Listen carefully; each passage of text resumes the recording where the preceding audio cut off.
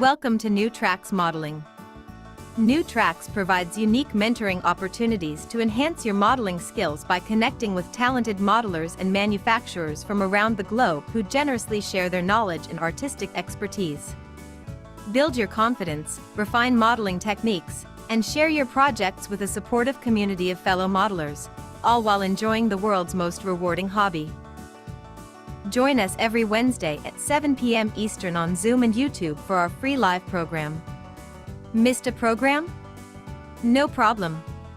Individual show segments are uploaded to YouTube for convenient on-demand viewing. Be sure to connect with the New Tracks community by joining the New Tracks Facebook page where you can interact with other modelers and see what they are modeling. Visit our website at www.newtracksmodeling.com, where you'll find information about upcoming events and the latest issue of our magazine, New Tracks Modeler. New Tracks Modeler features articles from builds on the show, exciting new products, and other great articles. And now, here is the host of New Tracks Modeling, Tom Farrell. Good evening, and welcome to New Tracks Modeling, coming to you live on Zoom and YouTube, as we do every Wednesday night at 7 p.m. Eastern. We're glad you're joining us. This show is being hosted from Columbia, Maryland, because tomorrow, Andy Root and I and Steve Sherrill and Steve Binninger and possibly Greg Cassidy are going to visit Howard Zane's layout. Thank you, Steve Sherrill, for setting this up. 9-hour drive today. Before we begin tonight's program, I want to take a moment to reflect on the incredible response we've received to the launch of our premiere issue of New Tracks Modeler, our new monthly digital magazine. To date, the feedback has been extraordinary, 100% positive. In just the first few days of its release, we logged over 2,000 views, and the momentum shows no sign of hitting the brakes. Our second issue is in the works and promises to be even better. It's especially exciting that most of the content is written by first-time authors new to New Tracks Modeling. Additionally, I'm proud to share that our subscriber base for the magazine is growing fast, approaching 9,000 readers. And remember, we're just getting started. So whether you're a seasoned modeler just starting, or you enjoy the hobby and creativity riding the rails, you're welcome here. This broadcast and our 5 platforms are part of a larger vision that Jim Kello, New Tracks mentor and master model railroader, started. I think you all know that we have a website, we have a Facebook page, we have the New Tracks Mentoring Scholarship, we have the magazine, and of course we have the live show. All New Tracks platforms are free to participants, powered entirely by a team of volunteers dedicated to the model railroading community. Before we get tonight's train rolling, a big thank you to Brennan's Model Railroading for sponsoring this evening's program. Tonight's New Tracks Modeling Meetup is sponsored by Brennan's Model Railroading. For over 25 years, Brennan's Model Railroading has been offering unique products focused on the O-scale market. Their flagship product, Brennan's Better Ballast, was an instant hit and continues to be the industry leader. The prototypical size and natural color blend of real crushed granite make it the choice for discerning modelers. Since then, Brennan's has developed a complementary line of natural ground cover materials. Brennan's also has craftsman kits that anyone can build. The complete photographically illustrated instructions assume you've never done this before, and explain in step-by-step detail how to create an outstanding model. The Frank Ellison Tribute series of kits are amazing additions to any layout. These kits take Frank Ellison's scratch-built iconic structures to a new level using modern methods and materials with Dennis Brennan's additional details and amazing instructions. See the complete line of products on the Brennan's Model Railroading website. Use the QR code to visit.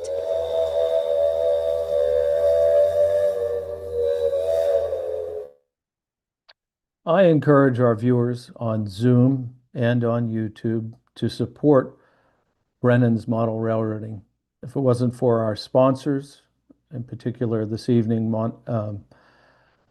Brennan's Model Railroading, we couldn't have the show. Our expenses are minimal, but we do have expenses. Now, I'd like to take a look on what's ahead on tonight's program. So basically, we have 3 formal programs. We're going to kick off in our Master Modeler series with David Shultz. He's going to do something resin casting in a 3D printing world. There's still a place for resin castings, and he's going to show you how you do this. Next, for US scalers that are on this evening, Jamie Bothwell is going to do a presentation on building a brass SW1500 kit. And then I'm going to personally do one featuring the Rustic Buff and Old Gothic ON30 Railroad, scratch building the Moonshine Distillery. And then at Steve Sherrill's prompting, we're going to do an open discussion for the balance of the show. And we're going to ask the question to our Zoomers, and what is on your workbench? And try to get a conversation going in an open format. This is something new for New Tracks. We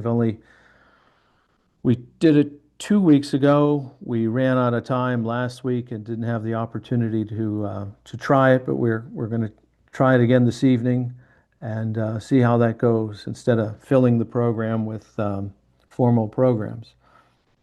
But before we roll into our first segment, we'd like to spotlight our New Tracks Modeling Scholarship Program. Here's a short video, and then we'll have a few words about this important initiative.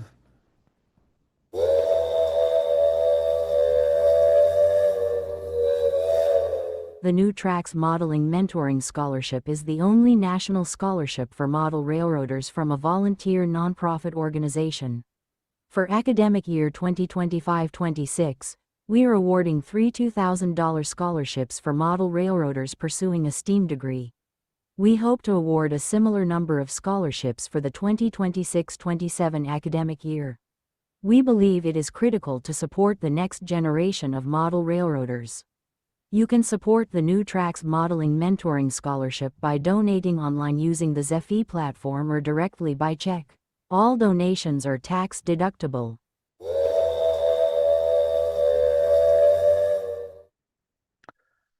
Now, as I have indicated in the past, we have some pretty large numbers on our New Tracks platforms. And we're giving out, for the 3rd year in a row, 3 $2,000 scholarships. And we'd like to give out more scholarships at higher dollars. If you consider that these live YouTube shows reach in any given week between 350 and 750 views, if everybody gave $1, that would be $350 to $750 per week.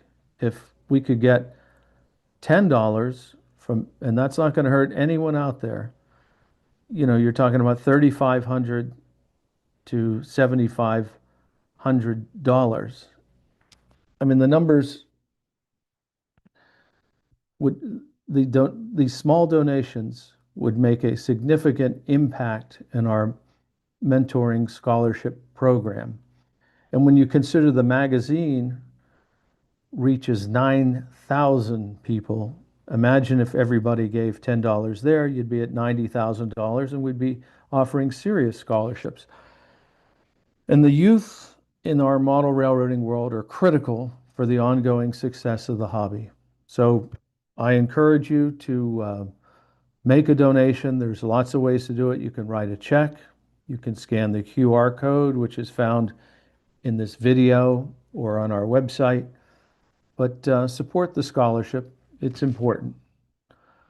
So now I would like to begin the program, and we're going to start with David Shultz in our Master Modeler series, Resin Casting in a 3D World, 3D Printing World. Thank you, David. I put the arm on you at short notice, and I appreciate you coming through. Yeah, I've done a couple of these programs at shows, done clinics at shows and stuff, and it's always been well received. So anyway, we'll start off. I've always been a scratch builder. I'm huge in scratch building. When 3D printing came out, I feared it would be the end of scratch building because, you know, it just 3D printing is so superior, but I am not a tech guy. I barely can run a computer, let alone program one to 3D print. So I continue to scratch build, and but there are certain things I just can't make, and this is one of them. This is a luggage rack. The Northern Pacific, which I model, use this style of rack, and I mean, I could solder wires together in the whole bit, but that'd take hours. And 3D printing, it just, they just whip this stuff out. So it does have its advantages. Here's another little item, a Waukesha ice engine. I use quite a few of these on my models. The only problem is that it's all open because it's got a fan on the end. It's got screens. I can't really add any weight to this. And I like to have my cars weighted down a little bit. I have roller bearings in my trucks. So if a car weighs 3 or 4 pounds, that works out really well. Well, I find that if I scratch build stuff and make it solid, it adds a little weight to the car, and my cars will end up around 3 to 4 pounds. So I enjoy building. The other thing is I can't, like I say, I can't program a computer, but I can make parts and fit them in my cars and make sure they work. And where I've started making molds of stuff is the Northern Pacific bought a lot of Pullman cars. And so when you make your duplex sleepers and your 10-6 sleepers, you've got roomettes, you've got folding hoppers, you've got fold-up beds, and I can make one model very well detailed and then make a mold. And then I can just punch out as many as the items as I need. So anyway, if we start the slideshow, I can show you some of what I'm talking about here. Hey, that's me. Anyway, here's some of my molds I've made. In the upper right-hand corner there is a bolster piece that my son designed overland on the Little Joes. The frame is just a little bit weak. And so my son designed this part to go on Little Joe's to stiffen the frame up. And then you can see where the bolster is, where the lead truck mounts to. And it works very well. It fits in there. It stiffens up that frame and works really well. Well, he designed one and I made a mold of it. And now I can punch out however many of those he needs. Below that is my sinks. I needed corner sinks and I needed regular sinks. And a lot of railroads didn't cover up the plumbing. They left it exposed. Well, the NP had a lot of their plumbing inside of a cabinet to hide all the water lines and such. So I needed some sinks. So I modified a piece and added the bottom cabinet. So now when I need sinks and corner sinks, I even that little slot up above there is a dental bowl. So I can cast all those parts. Next to it, I built CNW commuter cars, and I designed the staircase to go from the lower level to the upper level. And you can see there's 4 of them there. I had one side go bad on me. The rubber will eventually give out. I keep all my masters so I can make another mold, but I just put an X by it here, and I've got the others marked rights and lefts. And then the top one there is a modified end for Milwaukee Road. As you can see, the port window that's in there. So these are just some of the molds. I've got a bin full of molds that I've made over the years, but these are just some of them. You get a good idea of what's going on. Next slide, please. Here are some of the masters that I've made. And once again, you can see I've got some sofas. There's a corner sofa up there. That big round one, that fits in a Milwaukee Road Skytop lounge. We had photographs of the sofa, so we scratch built the one part. And my son builds these skytop lounges, and they turn out absolutely gorgeous. And he's got people demanding that they build theirs, build theirs for them. And so he includes the sofa. So once again, I can just pour a sofa. Below that are some of the folding hoppers. You can see one is open to expose the toilet. The one next to it is the lid is open to expose the sink, and then the others are folded up. One of the corner sinks there. There's one of the ends. That's the end we designed for Milwaukee Road. And then over to the left is one of the ends to the Chicago Northwestern commuter cars, the bi-levels. I needed an end that extended up to match the car. And so I designed one end that looks really good, fits really well. And then I just made a casting of that. And then next to it are the masters of the staircases, one in the middle of the car, and then the two that go up to the upper levels, the bi-level. And then you can see the master of the Little Joe. And next to it is a Waukesha generator set that I've never seen one in the modeling world in O scale. And so my son designed and built that, and I made a mold of that piece. And then right up above there is a drop step. None of the pasture cars that I made in the past had drop steps to them. It was just kind of hollow under there. So I designed and built that piece to fit up under the pasture cars. And now I add them to every car I make. Next slide. So we're going to make a mold of these two. My son designed a little seat there with the armrests in it. And next to it is a refrigerator freezer that I made. And I'm going to need a bunch of these because I'm building lots of cars with refrigerators and sinks and kitchens. And so we're going to need some of this stuff. So we'll go ahead and make a mold. Next slide.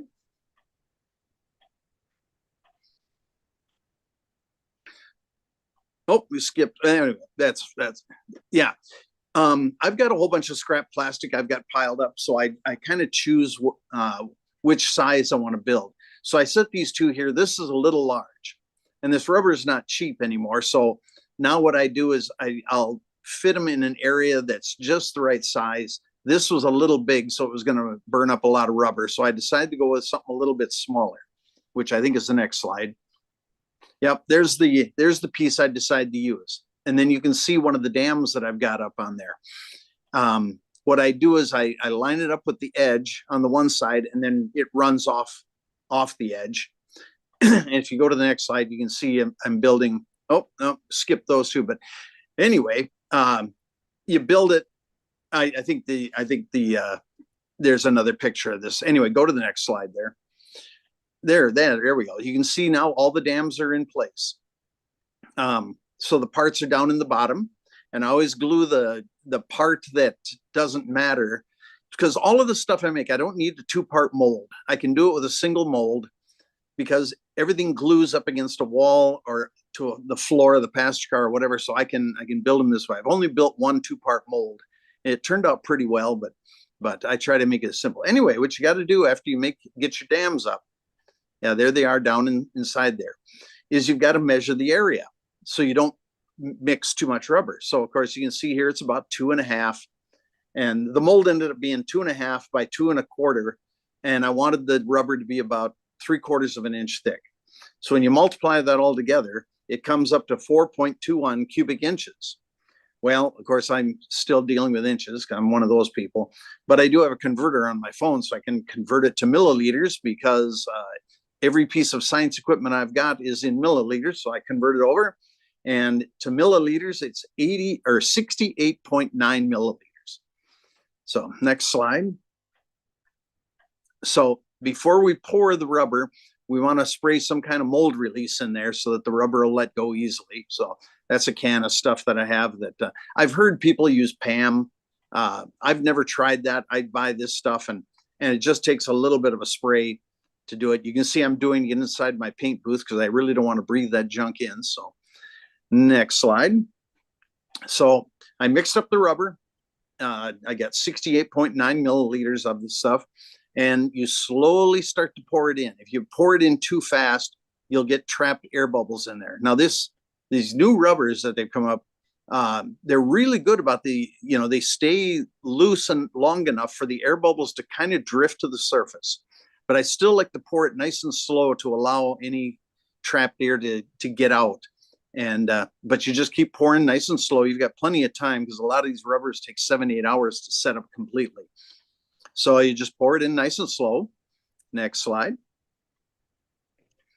And then when okay, my pictures are jumping around a little bit, but anyway, you fill that mold up and you set that aside for a few hours. Well, anyway, here's some of the parts that I poured the resin into the rubber mold, and you can see the that bolster piece and then the ends of my C&W cars. And these rubber molds hold up pretty well.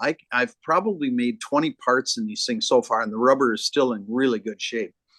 The blue stuff is the stuff I buy from Micromark, which is a pretty good rubber for thinner.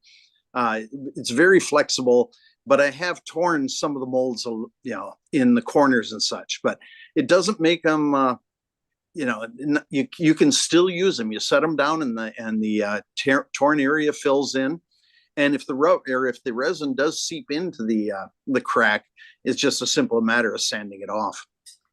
So anyway, next slide.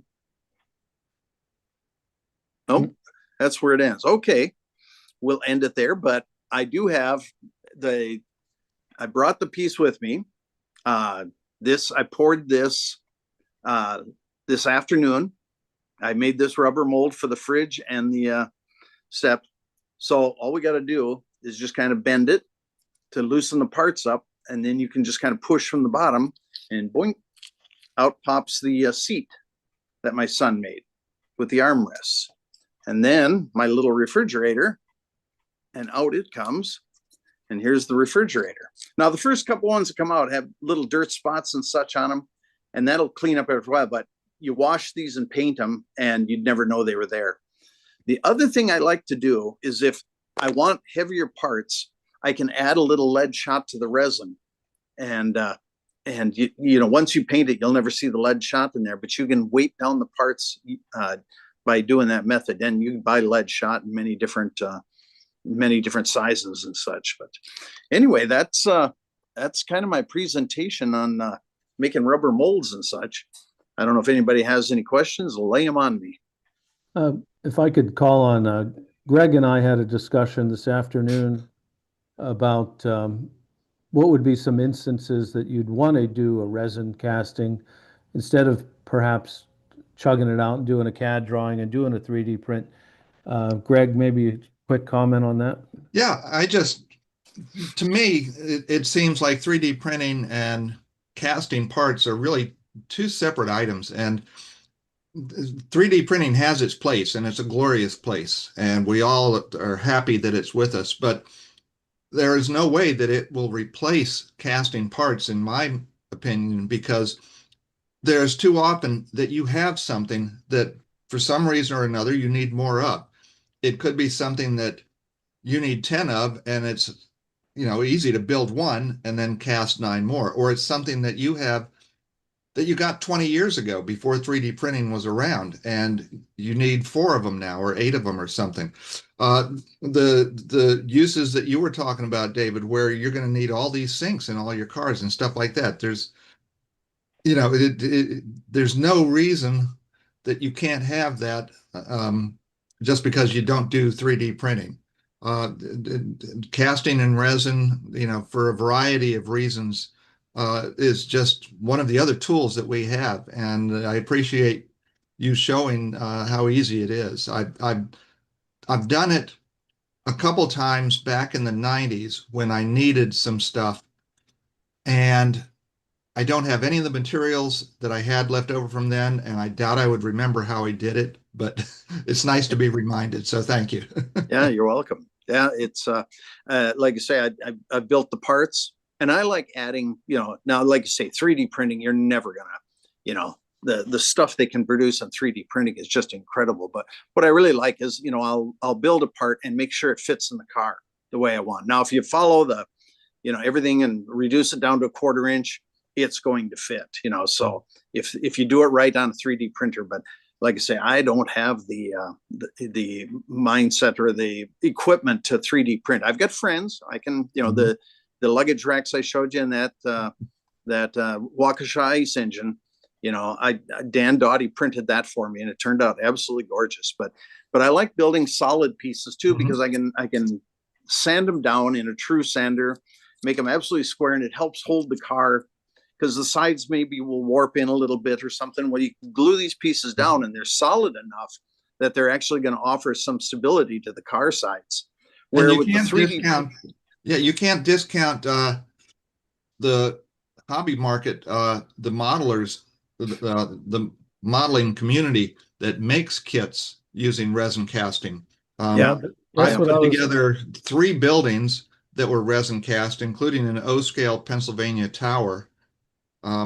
And it's a substantial building because those were really heavy resin castings. And while you might have been able to do something like that in 3D printing, it wouldn't be the same. Yeah. And you look at a number of the cars that you can get resin castings that you put together, and that allows for production of a car that wouldn't have enough draw that a mainstream manufacturer is going to make it. Yeah. The ones I also enjoy, I've got a friend who makes buildings, brick buildings, and he'll make rubber molds and then pour hydrocal plaster in the rubber mold. That sets up, and of course you're popping out building parts left and right. So yeah, it's got its advantages, it's got its disadvantages, but I do a lot of the casting stuff, and I've got a son who builds a lot of great stuff, and then he brings it over here. Dad, make a rubber mold of this. So Yeah, I think like Frenchman River Model Works picking up the Thomas York line, and then they have their own line of resin buildings. It would be quite a task to draw one of those, like the M. Spillane building that I built on their behalf, and yeah. would be quite a lot to draw in CAD and get the nuances that you could by hand carving a blank and then creating a mold and then resin casting. So I guess the point is everybody recognizes 3D filament and resin printing have their place, but so does, this is the resin casting still has a place in model railroading is the moral of the story. Yeah. I agree. David, this is Steve Sherrill. I have a question for you. Yeah. You said that in order to get additional weight, you would put lead BBs in there. Yep. I pour it in before I pour the resin. Right. And you said your cars weigh between 3 and 4 pounds. That's correct. Now, I know that you probably use sprung trucks for sure, right? I do use, I'm doing Proto 48. And of course, I had a program once about how you've got to keep constant wheel contact to, so of course they're sprung and they have roller bearings in them. So they don't pull like a friction journal. They actually roll pretty nice. And most passenger trains, 8 to 10 cars, 17 at the absolute max. So because they're overweighted like that, it's generally not a problem. Can you see the springs compressed just like in the prototype? Oh yeah, yeah. I build a lot of the old Chemtron outside swing hanger, the 41 Kudo. I build a lot of those, and I'll remove those springs. And I found new springs through outfit out of Kentucky. I think it's called Jones Springs, and I called them, and they were very helpful. I told them what I was doing, and I gave them the dimensions of the spring, what I needed. And they were able to tell me, okay, what do the cars weigh? Well, they weigh 3 to 4 pounds. So you need a 1 pound spring because there's 4 on each truck. So she said, I think a 1 pound spring is going to work for you really well. And I got these springs and they're like 2 feet long when you buy them. And I thought they were going to be short, so you have to cut them with a Dremel, but gosh, they're just perfect. When you set the car down, it compresses the springs. And those trucks operate just like the real McCoy. Takes a little bit of work. You got to, loosen up those pedestals a little bit so the journals slide in and out of there real nice. But you get those trucks filed down and get those new springs in there. Like you say, you set the car down and you see the springs compress. And then when they're running around, you can actually see the wheels drop down and pick up again. And the springs keeping the tension on those axles at all times. Wow, that's very interesting. I'd like to see that sometime. Well, maybe in my next presentation, I'll show you how I build those Chemtron trucks and get them to operate correctly. Well, thank you again, David. Appreciate it. You're most welcome. David, before you go, this is Phil. So I have a question. So I did some resin casting, and I had huge issues with bubbles in the resin when you cast it. Sure. And I have a vacuum sealer that's a chamber vacuum sealer. I ended up putting them in the chamber vacuum sealer, bringing down a little bit of vacuum, and that seemed to suck some of the bubbles out more. Sure. What techniques have you come up with to remove those surface bubbles you get in the bottom? Or do you find the mold release helps with that? I'm just curious. Yeah, the mold release helps, but the new resins they have now, I buy a lot of my resins from Reynolds out of Chicago, I believe it is. and they have got, trying to remember what they call it. I've got the order sheets, but anyway, it's the kind of resin you stir it up and you pour it in a thin stream. Once again, you don't pour it real fast, although you've got about 7 to 10 minutes to get this poured. So you don't want to do a lot of pouring. You want to try and get it poured as quick as possible. But I have not had issues with air bubbles in these things. The air rises out of it real quickly. If you pour a nice slow stream, I don't have much of an issue with air bubbles. So these new resins they've come up with doesn't really require any kind of vacuum or pressure to get the air bubbles out of it. So it's kind of amazing stuff. When the first time I started doing this, some of the resins they had, I was struggling with the air bubbles too. But nowadays, I mean, this one here, you can see no vacuum, and it's just a solid block of resin. Kind of amazing. They've also got one they call like a soft white. They've got many different resins, but you can kind of read each of the properties and it'll tell you, this one turns white, this one turns, brown. But no, air bubbles are no longer a problem with these new resins they've come up with. Good. David, when you sand that, do you wear a mask? The parts themselves? Yes. Yeah, no, I don't. I mean, I've got one of those hand cranked sanders I bought from that outfit out of Canada, and I don't find that the dust floats in the air. Okay.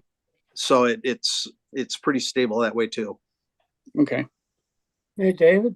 Yeah. You hit on part of the question I have, that there are many resins. Is there any one better than the other, or specifically for the one that does it all for everything?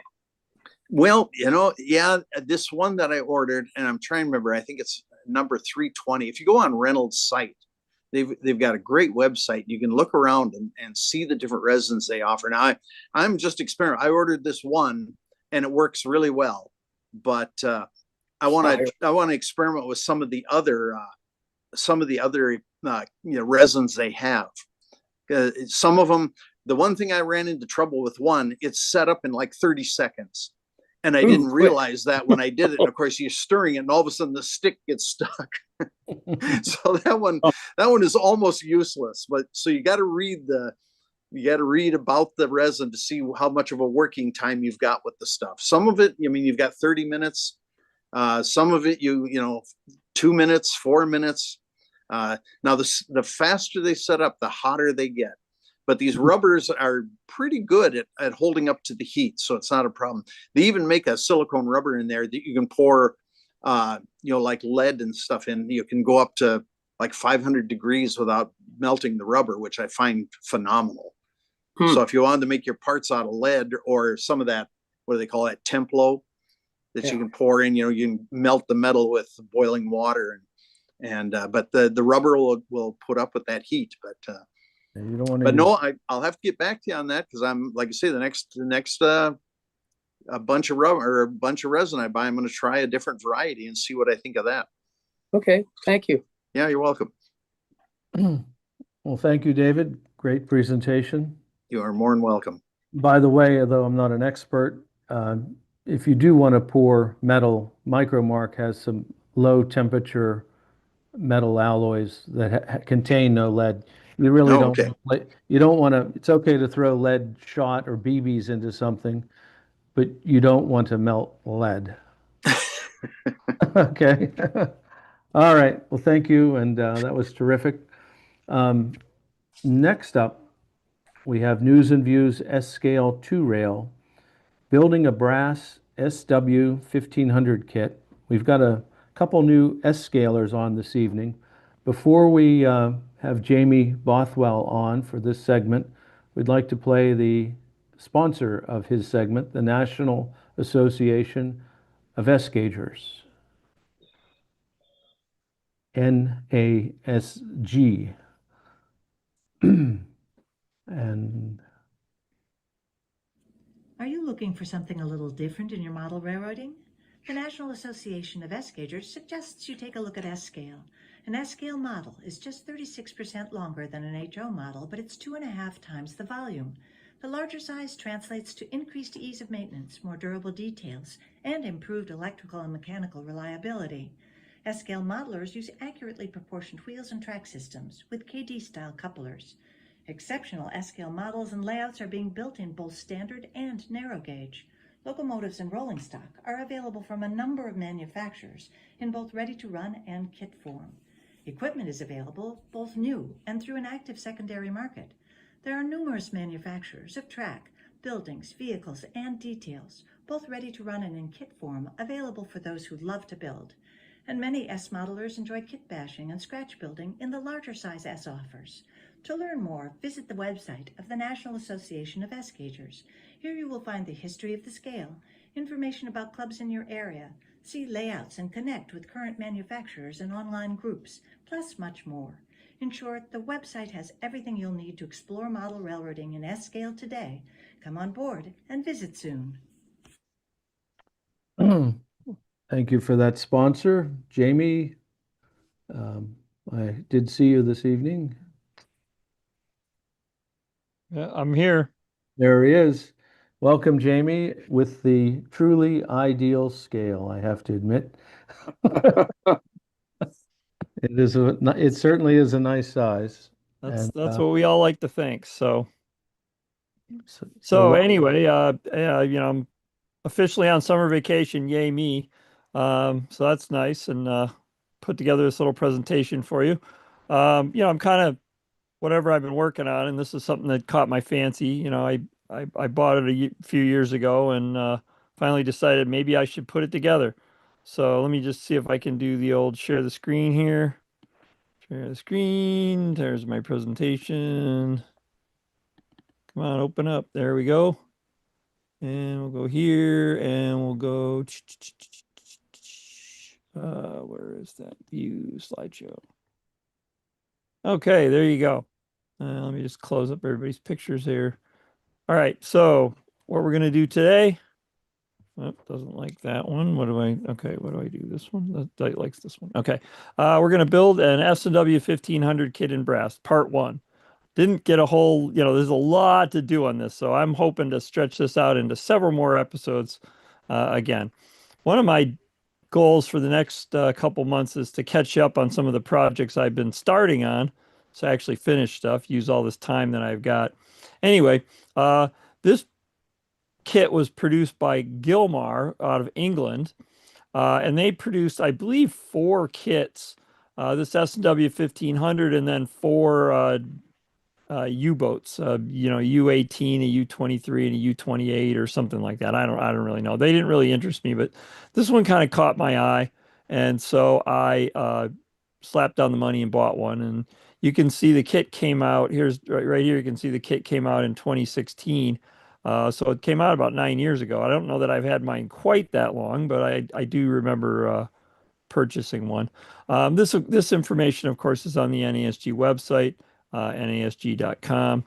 And, our webmaster is a great guy. He does all kinds of good stuff. So you can see he's got all kinds of external references of sites you can visit about the prototype model, and then also things about the kit. So here's a couple online articles. I really should check those out and see what they have to say. And then it says kit, a little bit about the kit. And then someplace on this, there is a photo of the completed, a completed model. Colin Stewart is the principal behind Gilmar Models. And so anyway, that's what I'm hoping mine looks like when I'm done with it, but we'll have to see. So, okay. So here's what the first part I had to do was they want you to solder a bolt onto the back of this piece here to take a nut. I'm sorry, I said that backwards. Solder the nut on to take the bolt to hold the coupler in place. And then these little wings will be folded up and soldered to the inside of the pilot. But you have to do this first because once you solder all this, the pilot all together, you can't get at it to put it in. And you certainly couldn't get at it to put that nut in there. So that was the first thing I did. And this is the first little trick I'll offer you is I put this piece of paper, I put the bolt through the piece of paper and then threaded it to the nut. And, that tightened it up to hold it into place. But then when I soldered it, I didn't have to worry about any stray solder getting onto the head of the bolt to solder the whole thing together, which I certainly didn't want to happen. And I have to report to you, there's the picture of the back. So you see what I did is I poked a hole in there and then drove it up through there. And so it shows the paper keeps the solder out of the threads. And I got to tell you, it worked really well. So I'm quite pleased with myself that I managed to pull that off, and it worked well. So there are my 2 coupler pads with the nut all soldered on there, ready to go. So then I moved on to the pilot itself, and so the directions say, you know, if you want to add extra details to the pilot, like a coupler lift bars and a handhold that goes across the front of it, then you have to drill out the holes. The holes aren't there; they're marked from the back, but then if you don't want to put them in, you don't have to. But I thought, well, you know, if I'm building this thing, you know, I want it to look good, so I better put all those in. So I got out my handy pin vise. This is, you know, this pin vise, I collect pin vices. I have several of them. This one is one of my favorites, actually. I believe I bought it from Micromark. If you're familiar with a Yankee screwdriver, that's basically what this thing is. I call it a Yankee pin vise. But basically what you do is you push down that little knurled knob up at the top, and it causes the pin vise to spin. And so you do this, right? And so this is, I'm saying that there's an action shot of the pin vise, but I can't actually take an action shot of the pin vise because I generally run it with 2 hands. So I usually put my index finger of my left hand on top of the pin vise, and then I run the slider up and down with my right hand, and then that makes the whole thing work. So it made pretty short work of this, and I didn't break any drill bits. I was pretty lucky. I actually I dropped the dumb thing when I was done, and that's when I broke it a bit. But when I was drilling the holes, I got all of them drilled. So that represents what, 6 holes in either pilot. So that's a dozen holes I got in. So, and then this picture shows what I did. What the one handhold on this is just a big bar that goes all the way across the front of it. So it attaches over here, it attaches over here, and then it just sticks out. So in order to keep it at a specified distance, I grabbed a scrap of 1/32 laser board. You can see it fits very nicely in there. And so I you know, that keeps it spaced out from the pilot itself an equal distance. And that's about 2 inches in S scale. So I figured that's probably a pretty good dimension to do. So put a little piece of tape on it to hold it all together. I turned it over and I dabbed it with the solder. You know, put a little dibby dab of solder on the back of this and the back over here, and now it's all solid. And then I trimmed off the spare, the excess as close as I could, and I got to go back and file that flat because these pieces show up in the step well, so they've got to be filed smooth. Otherwise, you'd be able to see them in the step well of the locomotive when it's done. You can kind of make out that this is the back of the pilot here that's going to get folded down. So this piece is folded. And my other thing is, I don't know, but I'm following the directions, doing what they say to do. But I think if I were to do it again, they said bend this piece of the pilot, bend this first face of the pilot down. And then later on, I'm going to solder those coupler pads that I made into the back of that. But I think if I were to do it again, I would solder the coupler pads in first. Now, maybe they've taken all this into account, but I don't know. I think that's where I would go. So anyway, so that's what I did. Then I had to form the coupler bars. So what I did after trying this a few times, I decided that what I would do is get a couple of pieces of strip wood, which were about the right size. I think those are 3/16, which is a foot in S scale. So that seemed about right. So I bent the wire. I put up in pliers and bent it once. And then I slapped those 2 pieces of strip wood on either side of the wire. And then I bent it over. So this is it's already got one bend in it, and this is ready to get bent over to form the second bend. So this is actually the lining up the 4th bend. So I bent it over. This is where the strip wood was at the first. And then what I did was I took it and I measured it to the 2 holes on the pilot where the Okay, that's not working very good either. I'm going to leave that one. Okay. What was that? I lined up where the lift rings were for the lift bar, and I bent it and I measured it and it fit up okay. So then I put it back into the strip wood again and I bent it over again. And so there is my piece all fit up, and you can see, so this is the piece that sticks out over the coupler. Okay. And there's my completed coupler lift bar. So again, I bent this piece first, like right here. And then what I did, so it was just a right angle bend. And then I put it up against the strip wood. I put a piece in here and a piece in here, and I bent it over. So I got that. And then I measured this in here. And then I put a piece of strip wood here and here and bent this piece over to get that. And I'm sorry, I bent that with the pliers. And then I put the strip wood in here and here and bent that bend. And so they're roughly the same size. It's it's better than I could do by eyeballing. And then, so now what I've got to do is put the lift rings on, and then solder those into the pilot. But all this has to be done because of course you can't just slide this in to the pilot. You can't slide it through. There's 4 lift rings on there, so you can't slide it through the lift rings. With that bend in the middle of it. So all this had to be bent up in at first. I actually made the lift rings too. Lift rings are a bit of a thing right now. I if they're out there, I'm not sure where. I've been looking, but I just made my own out of wire, and I thought they ended up looking pretty good. So that's what I got so far. There's my pilot nearing completion. Again, so this is the bar. That's the handhold.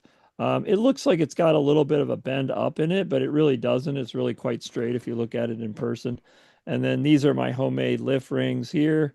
And of course, my coupler lift bar. And I've got the one lift down, bent down. And then when I took the picture, since then I've bent the other one down. And then these things, I believe, have to get bent back toward, the bottom of this piece has to get bent back toward the pilot. And so then that will finish that off. And so I have, of course, the other one to do yet. These, of course, are the footboards. Again, here you can see this is the step well in here, and then this is the back of the step well that this piece back here that you fold down. All these slots here are to hold the steps. The backs of these have a little indent in them, and then these have an actual slot in them that you can get at and solder. So that's as far as I've gotten with my S&W 1500 kit so far. So you can see I got quite a ways to go, but I'm having fun with it. I like to say any day you can melt solder is a good day. So that's where I'm at. Jamie, what is the soldering iron or soldering equipment? What are you using? Like a Weber? What type are you using? I'd have to check again. I was just going to do that. Thank you. I forget the name of it. I bought it from a place called, oh gosh, they keep sending me. Maybe on your next show, just show a picture of it. Yeah, I actually showed it on the track program. When I did the track, I showed it there. Now, this is just an iron. All I've been using is a fairly small iron. I think technically it would be considered an electronics iron, but I do have a resistance unit that I think I'm going to have to break out when I get to some of the bigger bits of this kit, because in trying to solder up that piece of the pilot, it wasn't melting the solder all that well.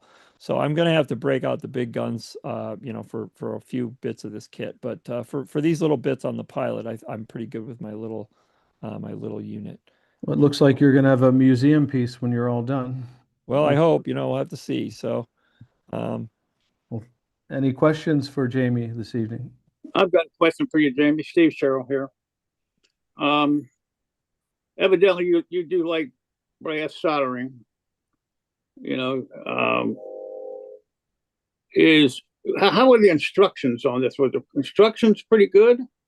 So far, I'd say they're pretty good. I mean, like I say, they're that one order process I might have done in a slightly different order, but other than that, they seem pretty good. I'm not that far into it. I can't tell you. I'm one of these guys who jumps in and does stuff. I don't read the instructions necessarily. So, I read I'm forcing myself to read the instructions, but I'm not reading them too far in advance. So, I haven't read all the way through to the end. So, but I'm going to try to analyze some of the steps a little more to see if there's anything that I need to adjust the order or whatever. So. Yeah. I don't think we saw the kit in pieces. Do you have anything like that maybe at the next Yeah, segment next that you time. show? Did you show the I- pieces? I can, just a sec, I can go get it. No, let's do it next time. Yeah, next time. Okay, well, all And right. are they photo etched pieces? That was my Yes, question. yes, they're photo etched, so. Yeah, that would be interesting to see. I agree with Steve. Yeah, Okay. you will be bending some pieces, right? Yes. Well, I bent the, you know, I bent the front of the pilot up, but that's my, and you know, of course I bent all the wire, but that's not really a kit piece. But I Yeah. bent the front of the pilot yet, and then all the pieces are scored, you know, where they're supposed to bend them. I mean, you know, etched or whatever, you know, like partway through that. Yeah. Is the so, kit still in production? I don't believe it's in production anymore, so I don't remember if I bought the last one, but you know, like you'd have to look around and see what you could find. Does he make other locomotives, or was this a one-off? Well, as I said, he's got 3 U-boats and Oh. So he's still in business. Yeah. yeah, I don't know what his current production. No, Mike status Calvert is. died here a couple of years ago, Oh, and he was the one that was running the company. He was from England, and he passed away here a couple of years ago. So what's out there is out there. okay. Oh, There you go. well, that's So, too bad. I don't know if you know, like I said, the guy I got it from was you know, I referenced his photo in the Yeah, nice. in that he was the one that I bought the kit from. I thought he was marketing them from, you know, so like I think he contracted with Gilmore to do it. So whether he's got the drawings or whatever, if he ever wanted to make any more, I don't know. But anyway.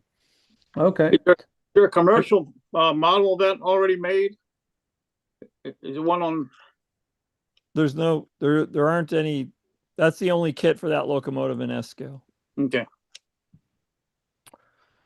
I bought it primarily because I like to build brass things. Like I want to get better at building in brass. I've got several brass kits, and I keep looking at these like, well, it's a diesel, it's easier to build. It's squares and whatever blocks, and it's not like a steam engine where it's got all those pipes and stuff hanging off of it. So I figure I'll practice up on that and go back. I have a couple steam engines I'm working on too, but I got to go back to those. So again, summer's here. I got time. So there you are.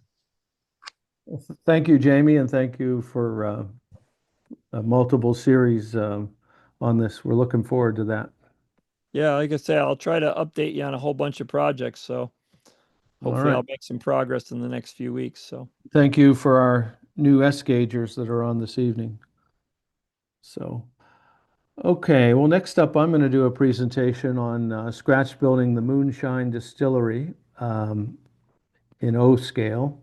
But before I begin, I would like to show the My Build video and have words from our Chris Course.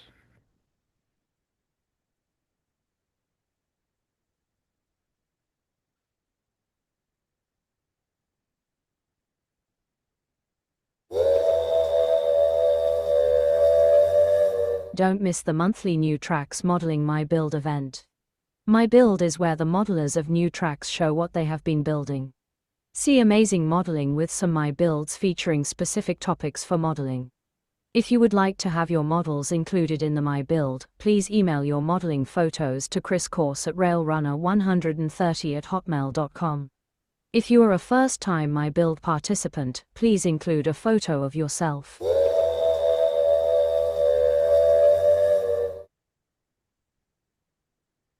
And now I would like a few words from the host of the My Build program, Chris Course. How you doing, Chris? Welcome. Thanks, Tom. Hello, everyone.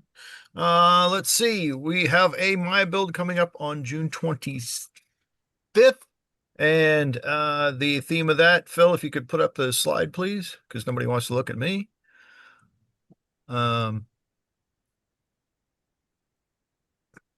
The theme on June 25th will be water, waterfronts, boats, bridges, wharfs, whatever you can do to fit into some way of including water. I know I've seen puddles, so we have that to look forward to. Anyway, please get your photos to me by June 21st. And of future themes and dates, we have July 23rd, which will be a free-for-all. And then we, of course, have the August 27th and September 24th. And that will segue into the next section, please, Phil. Next slide. All right. So we are having a survey on what you guys want to do with the My Builds for the next year. So if you've got a smartphone out, you can take a picture of that QR code and it should take you right to the survey. Or if you use this URL at the bottom, then it should also take you to that same survey. Please participate in that. The more data we get, the better we can the more responsive we can be to providing what everybody wants. So anyway, please drop us drop me those photos and we'll get them in the slideshow. And also, please fill out that survey. We need data. Thanks, Tom.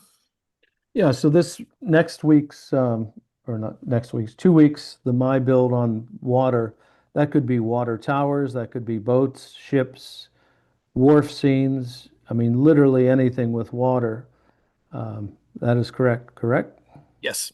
Good. So we could use, we've got time, but we could use some new, fresh material here. So if you're first time here on the Zoom channel and you have something related, just send some photos to Chris. And if you're on the wider audience, the YouTubers, take advantage. This could be your opportunity to participate in New Tracks with very little, New Tracks Live with very little work, honestly. It's just sending Chris the photos. He puts together the PowerPoint, and you simply talk to your slides on introduction. A great And actually, one of the things I've noticed is that there are some people that don't really necessarily want to talk to an audience. That's fine too. Send us the pictures, include a description, and let me know that you're not available, and I can do my best to talk for you. So showcase your work and don't be shy. Don't be shy, and we don't have to have master modelers for this. You know, you can have beginners, you know, all ends of the spectrum. Don't be intimidated. You're amongst friends. Well, acquaintances anyway. Kidding. Thank you, Chris. Thanks. Okay, well, next up is I'm going to do a presentation. And since I'm doing this from a hotel room in Maryland, Phil's going to run my PowerPoint. Okay, so this is called Scratch Building the Moonshine Distillery.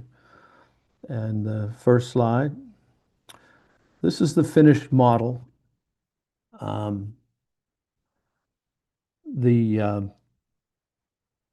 This is a total scratch build.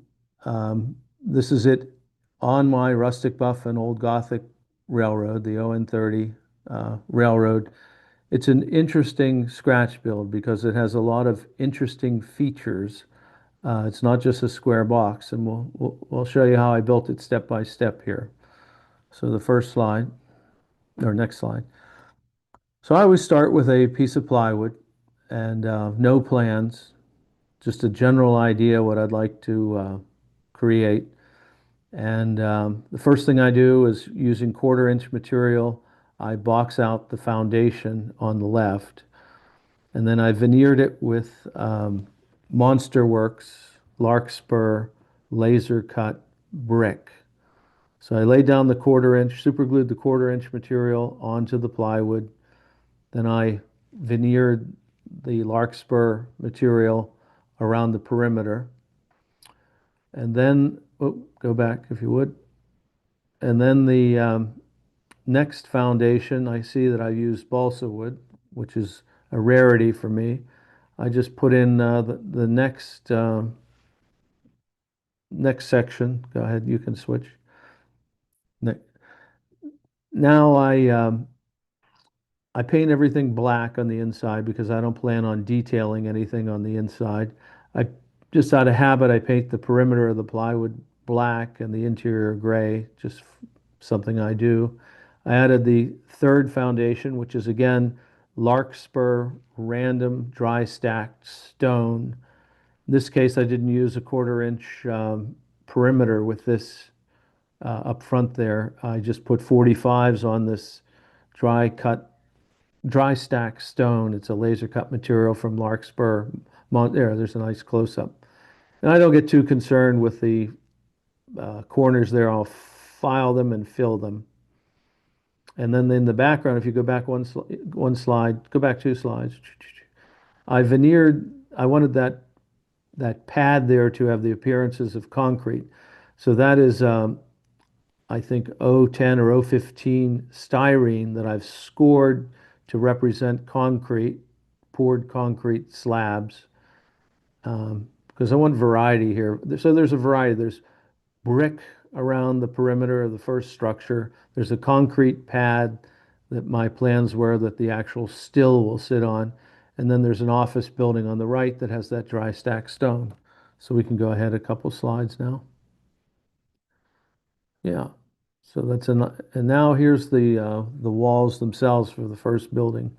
I just sketch everything out with a micro mark square and a ruler, and I mark where my windows go and cut them out simply with the square and the ruler, steel ruler, and then I brace everything with 1/4 inch material. In my world, there's no such thing as excessive bracing. I don't want any warpage, and I want these structures to last millenniums. So next slide. So there I used, this is Mount Albert siding, and I put a bump out in the upper left-hand corner. The easy thing to do when you're scratch building or making a first run building is just to have 4 flat squares. But if you do bump outs and you'll see some other things I do in here, it adds visual interest to the structure. And you'll see I used a vertical siding on the bump out, differentiating from the other material. And also, if you look really up close, if you look at that upper left-hand wall, you'll see that I put in nail holes with a pounce wheel. So before putting that bump out on, I went at 1-inch intervals, which is 4 feet, and a square, actually use a ruler, and I ran my pounce wheel to simulate nail holes. It's a nice visual effect to break up those horizontal planes of that siding. Okay. When you do build any scratch building or any building in general, even kits, if you make everything parallel, perpendicular, and square, it certainly goes together easier. And I make it a point, that's again one of my favorite tools. That's a micro mark square. And I use super glue, which is like arc welding. So I want to be very careful that everything's in square and on goes the glue. Next slide.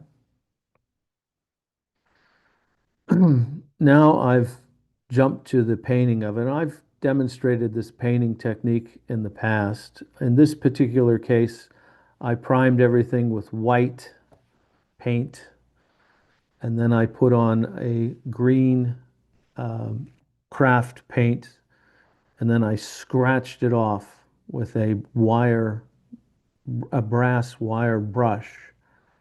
And then I went back with a hunter line ink and I weathered it.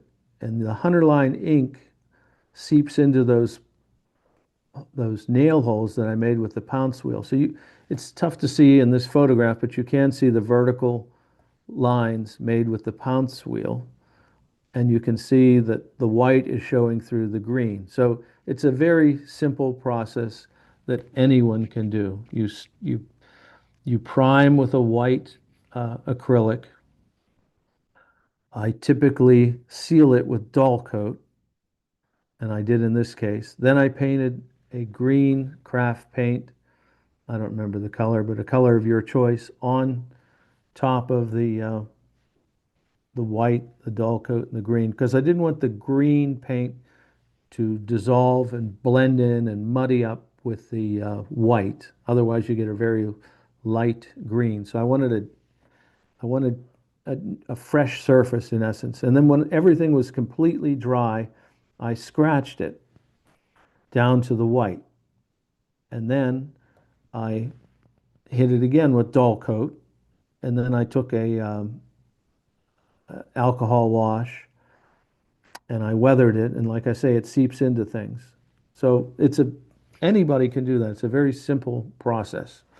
Okay, next slide. So there's the base coat on the right. See the green right over the white. There's the finished on the left, the front wall, and then on the right wall, there's just the base coat green. It's hard to believe, but those are the same, that's the same paint. Okay, next slide. Just more of the same. And we're not too concerned with the corners at this point. Now here is the bump out is primed in white. And then again with the hunter line or an alcohol wash. And now you see I'm putting these dormers on to add visual interest to that roof. So that roof's nothing more than plywood, painted black.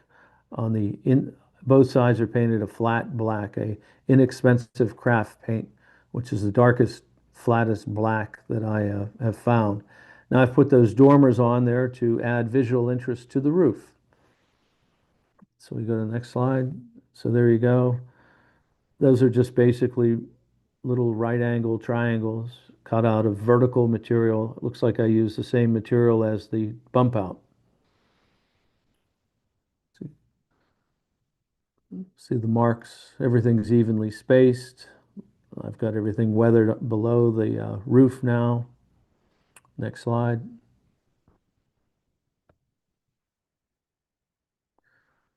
Okay, now I got the dormers in place on both sides of the roof, and I'm putting on the decking material. I put a simple deck on there with scale wood. Those are it looks like I used 2x12s for the brown running left to right for the beams for the deck, and then I used 1x6s for the decking, and there'll be a close-up on that porch. That's all scale lumber as well. And these are all, I believe these are Grant Line windows. So there's the close-up. Now this is the same technique as I did for the walls. Those are, looks like I'm using 1x6s. Those are 1x8s.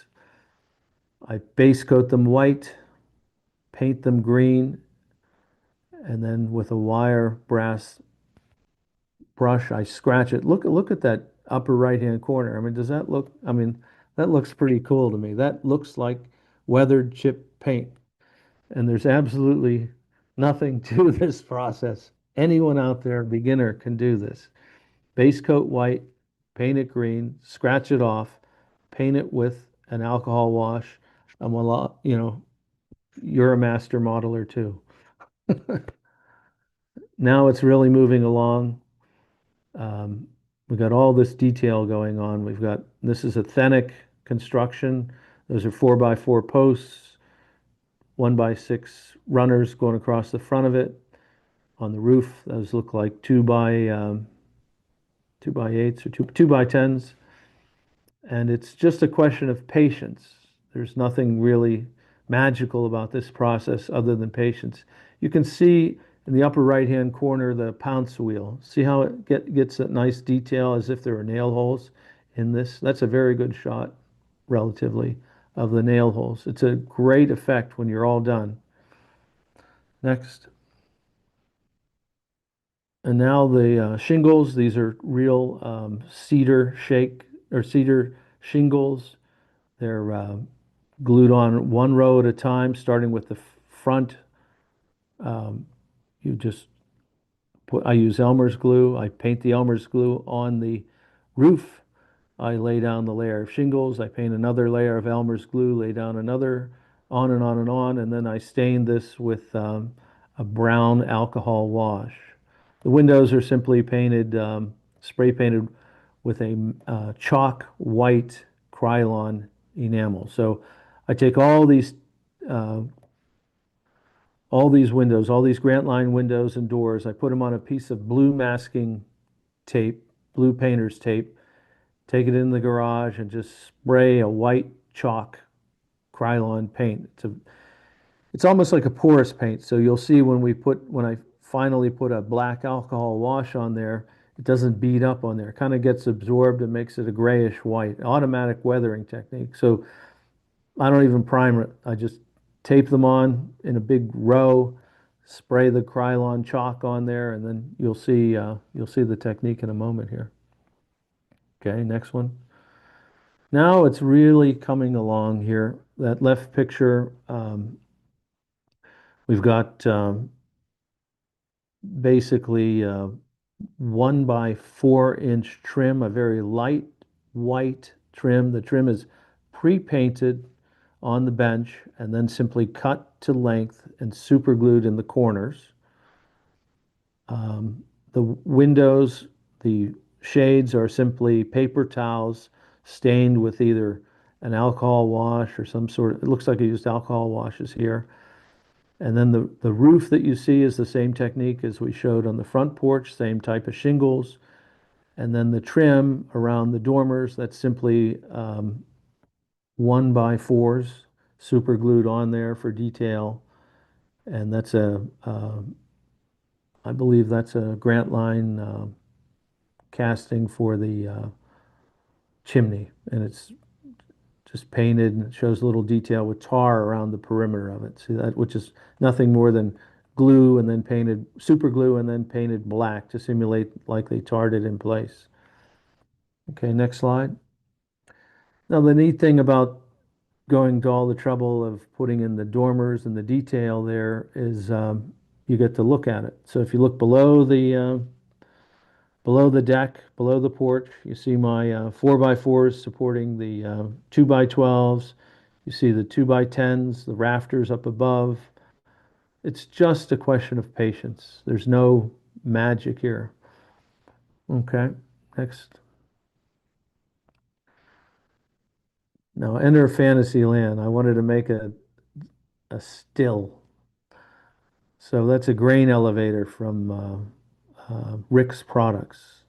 I thought, if I paint it, make it only, they make it like 8 or 10 high. If I make it too high, see the 2 levels there, put a roof on it, put a pipe on it, and go to a barrel, it's good enough, accurate enough that people say, well, there's the still. And it's not too far from the truth because I went online and looked at stills.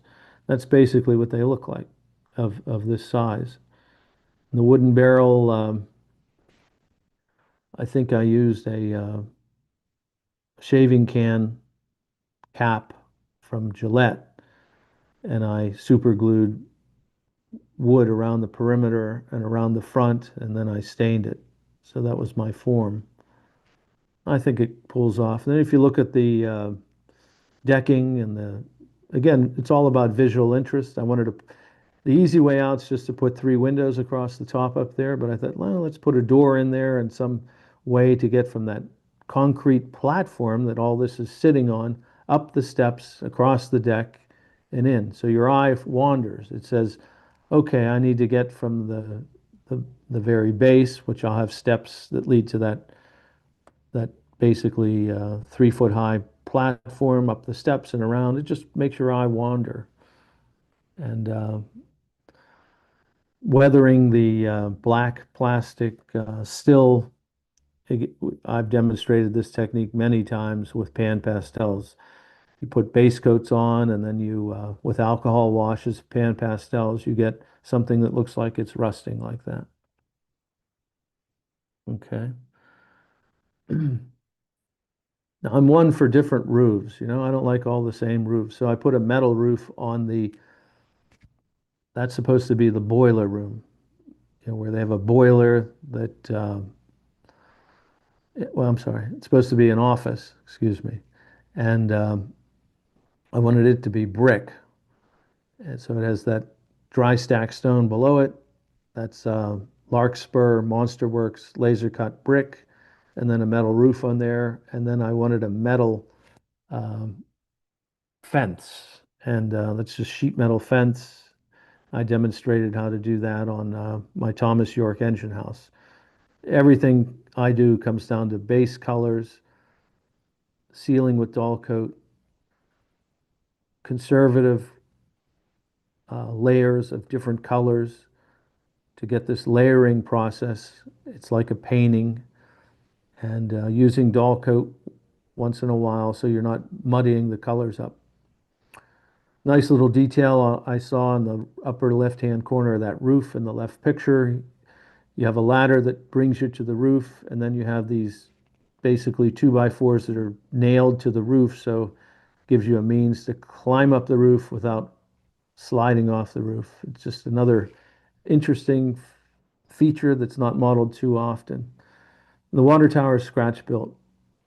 We'll have a close-up of that in a minute. Okay. So there's those 2x4s. So you go up the steps, go up the ladder, climb up the roof if you need to get up there. Pretty interesting. The next one, that's a scratch built. That's a scratch built water tower. And it's really nothing to it. I see I forgot to add the metal bands. I guess I'll have to go back and do that. But those are 4x4s, 2x6s, just standard Mount Albert wood, and hunter line stains. See, the bottom of the water tower has some mold, and you get this white from the salts when this thing wood is porous and those joints aren't perfect, so you get a little seepage, and over time you get salts and you get mold. Okay. There is the finished model, more or less. Um, I'll show you. Go to the next slide. There's looking down at it. This thing is about 13 inches wide, and I can't see my number there because my name's over it, but I think it's about, I can't see how big it is. I don't know, 12 inches roughly deep. But you see all the varieties, see the different roofs. You got a metal roof, you got a shingle roof, you got a different roof on the water tower. The still is, of course, metal. It's all about variety, and the trim over the corners of the roof that covers up any gaps or sins in the modeling. Okay, next. Now I'm adding detail. It is a distillery, so you're going to have whiskey barrels. You can see the steps that lead from the base platform up to the elevated platform that leads you to the steps, which leads you to the ladder. There's a pallet there, although somebody pointed out that pallets weren't quite invented in 1930, the year of this model, but hey, it looks right. Got a worker there taking a break. Close up of the stair support. Next slide. There it is on the layout. It has its own spur. That concrete block wall right near the railroad tracks, that is Larkspur Monster Works concrete block. That happens to be the edge of the plywood that I built the structure on. Should I ever move, a gentle prying, and up this thing comes. I put the Moonshine sticker on there. Interesting enough, in 1930, they were under prohibition, but that's not slowing me down here. That's why it's called Moonshine Distillery. And we've got people on there, so it looks like actions going on, and workers and buzzing with activity. It's a nice scene. Next slide. Little close up. Everything's trimmed out in white. Next slide. Nice close up of the dormers, the shingles. It all works. It all comes together. Interesting looking building. Next. There's a close up of the spur. Next slide. More detail, more pallets, more guys, garbage cans, more stuff. Okay, next slide. And I believe that's the last slide, but that's yeah, so that's one of my scratch builds. Hope you like it. Any questions? Yeah, Tom, you mentioned your technique for scratching the second coating of paint.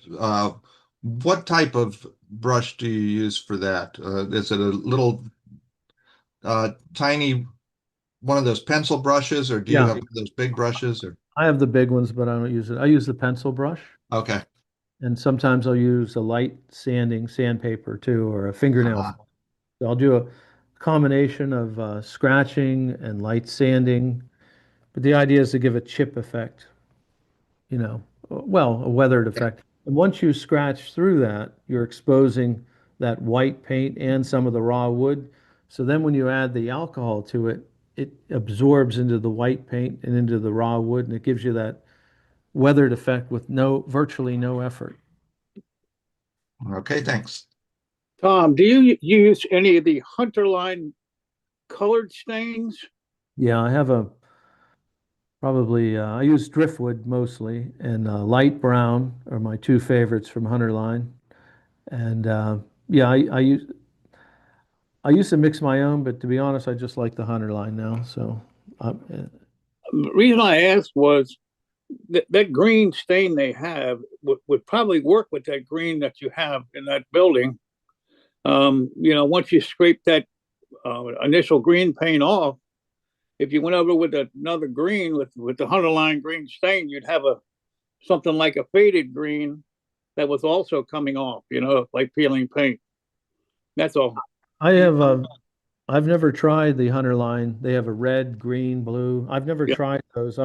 As you know, we have the big narrow gauge show this coming weekend, Friday and Saturday, and there's a vendor that always has the Hunter Line. I might pick up a couple. I'm going to pick up a red for sure, and maybe I'll try a green and give that a crack.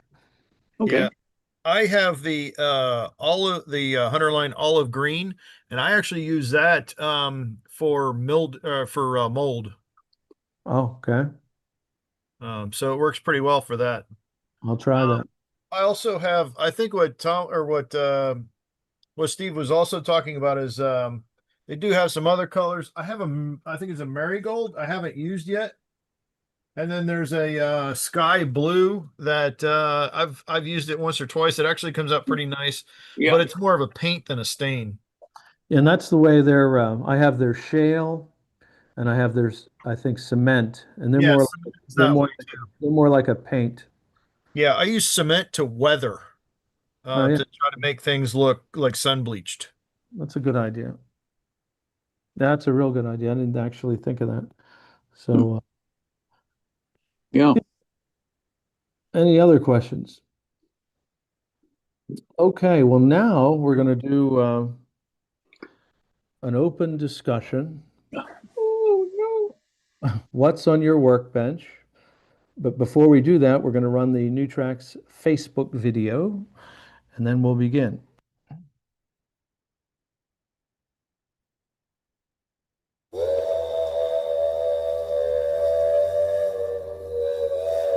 Does it seem like eternity waiting for the next Wednesday night and a NewTrax event? Now there is hope. The NewTrax Modeling Facebook page gets you into the NewTrax community 24/7. Post, respond, and converse with over 1,200 avid model railroaders on Facebook.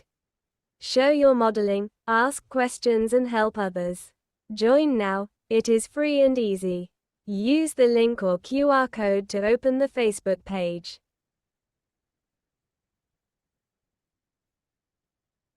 And now we want to try something relatively new, Steve Sherrill's suggestion. And actually, Bud, one of our viewers, suggested that what's on your workbench would be a good topic for our open discussion. And I'll kick off with one of our longtime supporters, regular viewers. But then I'm gonna, if you don't mind, I'd like you guys, like the Zoomers, to volunteer and just start what's on your workbench. But let's start with Greg Cassidy. What do you got going on your workbench? And the idea is these things will be brief little segments, and then we just bounce around and get to know what people's scales are, who they are, what they're working on. Yep. Okay. Gee, how did I know you were going to ask? We're both savants, that's why. So anyway, what's on my workbench? I've got 3 projects going on right now. Now my workbench is not big enough, so the one that's on my workbench is a Carroll Creek Design ON18 Caboose. And I've just started getting the pieces to put together. I'm going to paint them up after cleaning up and washing and start putting this together. And the reason that I'm going to be putting this together is the second project I have, which isn't on the workbench, it's on the room next to my workbench, is an ON18 layout, which I got as a kit. And I have a couple Carroll Creek products and some HON30 track, which works out in ON18, and a couple of turnouts and some stuff. And I was going to try and make a little mini layout on this. The size of that is a 2 by 2 foot square piece of foam, and I can get an 8-inch radius on this.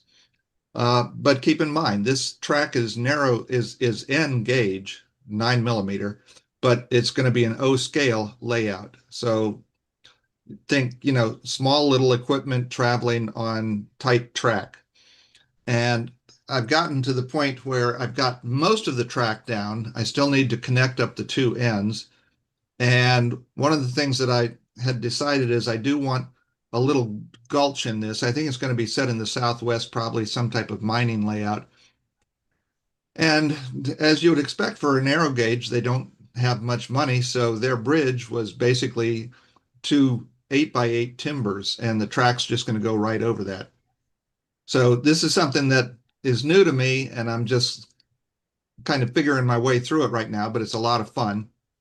And as usual, there's always something else that's waiting to be done. And that something else was an N-scale kit that I just finished for our Model Railroad Club's N-scale layout, which we have a portable layout that goes to all the shows with us. And Mud Creek Models had donated this to put on the layout, and it was a fun little build. The only problem that I have is where to put it. The only open space we still had was on the corner of the layout, but it's really kind of tight there. And we have a finished area on the layout that it looks a little bit better in. So whichever place I decide to put it, I'm going to have to add a gravel lot in front of it. And my goal for the summer is to finish the rest of the layout too. So basically that's what's on my workbench. Greg, now why don't you tell them why you're building that railroad, that little micro layout? Well, it's going to be an attention getter. I think is that what they call the hats at Kentucky Derby? Fascinator. Is going to be sitting on the table with the New Tracks banner at shows where we have the New Tracks table to try and attract people to talk to them about the scholarship and get applicants and get donations. And as Steve has found out by bringing some of his mini layouts up to the Timonium show, people are really attracted to these things.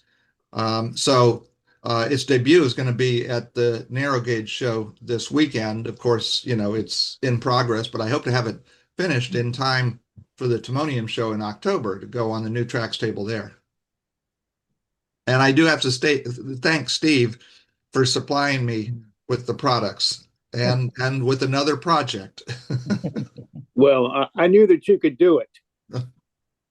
But the idea of this, along with gathering attention at the shows we go to for New Tracks, is not to have it finished, but to show progress from one show to the next, to spur the interest for people who want to know, hey, how'd you make that gully? type of thing. It's a 2x2 now, but I'll bet it doesn't have any corners when he finishes.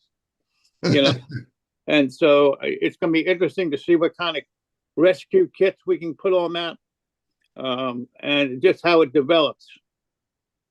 Yeah. Would you want to comment on the Vallejo mud? Yes.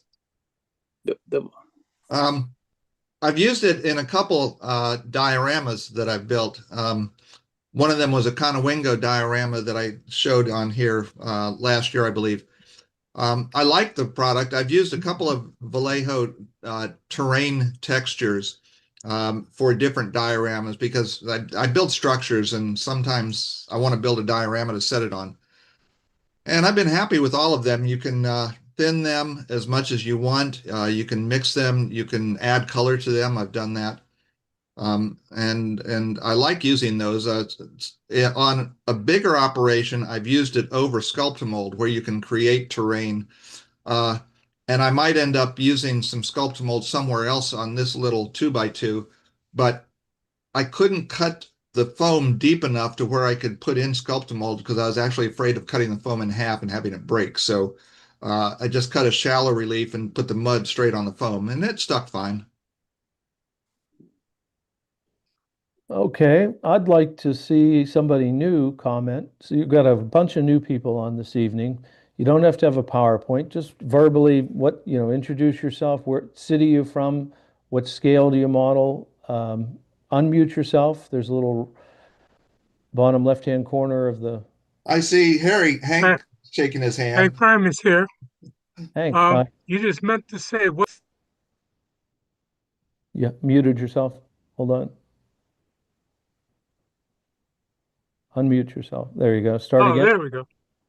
No, I just started this little HO building that I'm putting on a small diorama just for fun. It's the first one I've ever really done a scratch build out of plastic. So that's what I'm playing with right now. Actually, I'm not doing anything else seriously. But you asked what's on my bench? It's right here.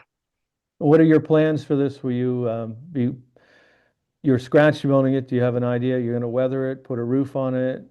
Oh yeah, it's going on a little piece of a diorama that I started 7 years ago. And I'm tired of looking at it over here in the corner, so I figured let me do something with it and see if I can move it up. Great. Well, thank you for joining the show this evening. Appreciate that. And that's the sort of thing, if you take pictures of it, you can feature on my build. That'd be ideal for that. Someone else. It didn't look so bad, I think of it. But yeah. I have a lot of work to try to make it look acceptable. Well, it's if it works for you, it's all about having fun. Yeah. Oh yeah. I got all sorts of plans for it. I know how to hide the mistakes and fix the other things, and we'll see what we get. Yeah, that's how it works. Really I'm going to have fun doing it. So hey, what can I say? It is a hobby. Terrific. Yep. All right. Somebody else, Phil, if you could show the whole. Here you go. Here you go, Tom. All right. Hey, Farrell. Earl. Yeah, we had a. There I am. Okay, I'm going to share my screen here. Come on, get up here.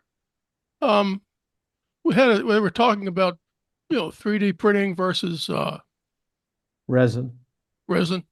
And here we go. There, I'm going to. Okay, got the wrong one. There, can you see those signals? Not yet. Share your screen. There it is. Okay, coming up. Oh, you got it? Yeah. Okay. These signals were, I use whatever the best technique is to get the job done. And in this case, the cantilever. We're looking at locomotives here.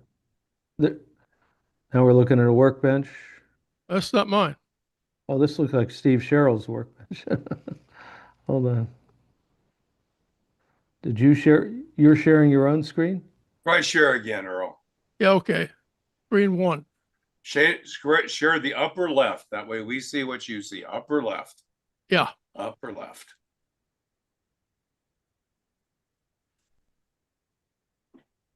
I don't think you see that, do you? No. Nope. Okay. Well, wait a minute here. Screen 2. I think you guys all get in trouble when you have multiple screens running. Yeah, that's for sure. You're our executive producer. What the hell? Oh crap. When you go to share, there's a number that appears on the screen. So click on the one that's got the stuff you want to see it on. Yep, I closed it out. All right, let's move to somebody else. Yeah, I'll bring this up next week. I'd like to show this. It's all made of paper, and we're talking. We're talking about scratch building. Wow. This is all done with paper textures. I don't know how well it shows up, but it looks good. But it's all done with paper textures, and there's probably less than $2 worth of materials in it. And my attitude with paper buildings and that is the fact that I'd like to get people involved in building with paper, especially new modelers, because if they can build something like this with paper, it's going to move them into buying the more expensive craftsman kits. All you need to do is light the fuse, and this is a quick, cheap, easy way of lighting the fuse. And in the UK, for example, they're heavily into paper modeling, and you can do combination. You can put in Tichy or Grantline windows. Absolutely. Looks like you've done that here from. No, this is all paper. Oh, that's pretty amazing then. And the windows are nothing more than windows cut out and a piece of packing tape behind it to give it that clear glass shine. Oh wow. So there's tons of stuff to do this, and everybody talks about John Allen and how he did many of his things with household items. Yeah. And that's what I'd like to see come back to bring the hobby down to a beginner's choice. I mean, when you're spending $20 for a freight car anymore, as opposed to $2 or $3 for a blue box, you've got to spread your money around to certain things, especially to try and build a layout. If you can save money on buildings, then you can take that money and invest it in locomotives or freight cars. And I think the point is that you're not necessarily compromising your structures if you do paper. One of the techniques with paper modeling is to do a layering process. So if you do a window, you print it out 4 times, 5 times, and you simply layer the window on. This is all layered. The doors are layered. Yeah, so it's not a flat plane. No. You just simply print it out 4 or 5 times, cut it out 5 times, and stack it one after another, after another, after another. And if you use photorealistic textures, you pull it off, and some of them can stand up to be in front and center on your layout for virtually no cost. And there's plenty of, if you search paper structures on YouTube, there's plenty of information that you can get. Yeah, no, it's definitely a viable technique, and so you can do combination too. You can, like you say, if you do a paper structure and you say, well, I'm going to put real wood trim on there. Well, now you're starting to develop scratch building techniques. Yes. And or you can actually do a board by board, but make your boards on your printer. Yeah. Paper. Paper is wood. No, and you use photorealistic images, and you really pull it off. I have a few of them sneaking around my layout, and you can't even tell. No, great idea. Yep. Yeah, like I say, I'd like to see a feature where people are using household items, everyday items. Do you know Kevin Machomer by chance? No. Kevin Machomer, he's currently on a book tour, but he's modeling what he calls like 1930, 1940 modeling. So he's making outstanding quality structures out of things like cereal boxes, Amen. household items, and he's going to be, as soon as he's done on his celebrity tour here, he's going to feature exactly what you're talking about. And he did a hotel, for example. Um, you just have to see it, but it was made out of a Cheerio box, and it looks like a laser cut kit. I'm not, and Yes. I'm very critical of things, and I can tell you, it looks like a laser cut kit. Well, if you saw this in real life, Yeah. you would be hard pressed to tell that it's anything but paper. You And know, that- you'd be hard to tell that it's paper. And that's why the hobby doesn't necessarily have to be the king's hobby. You can make, Right. it's a question of, it's always a question of patience and just creativity. Yeah. Like your distillery today. It's a beautiful building, but the problem is, you know, with the amount of money that you have invested in your monster model work textures and things like that, you know, that could easily be $100 worth of materials. Yeah. Easily. This I could do the same building with paper textures for less than $5. Yeah. Well, definitely something to explore for sure. All right, I'll turn it loose to somebody else. Thank you. Thank you for being on. Appreciate the contribution. Someone else on something on what's on your bench. A new guy. What Stu scale? Grolnick here. Pardon me? Stu Grolnick. Hi, Stu. I meant to call you this week. That's okay. This may get a little shaky because I have the shakes, but this is a project I've been working on as part of Salem Maritime National Historic Site. It is a 3/8 to the foot scale model of the Friendship of Salem. It was started about 15 years ago by what were then the old volunteers, all the guys in their 70s and 80s, and they all passed away. And now that I'm in my 70s, it kind of just got passed on to me. When I got it, they had the hull done, and a lot of the parts were already made. But to finish everything out. Yep. That looks great. What is the material? What are we looking at? That's wood, yeah? Yeah, it was wood. They went pretty. They when they did the deck, it's basically all sticks, and which was pretty impressive.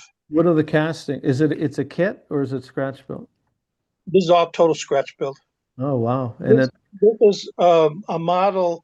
It's an interesting story. The original Friendship was 1797, built in Salem, Mass. And then on one of the trips to China, the ship's carpenter and one of the mates actually built a model of the Friendship of Salem that's in the Peabody Essex Museum. It's about 7 foot long.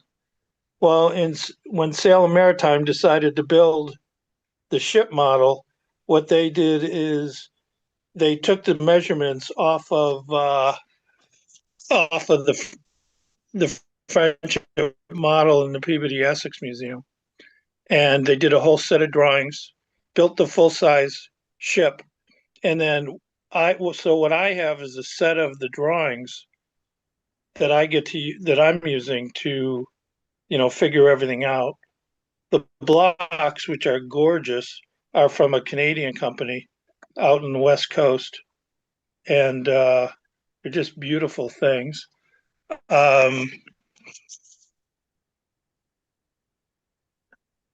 This is something that its total height is almost 4 foot tall, and it will not go out of my basement fully rigged. So fortunately, I will be taking the top mass off and then get it out, get it into the garage, and then finish that up. One of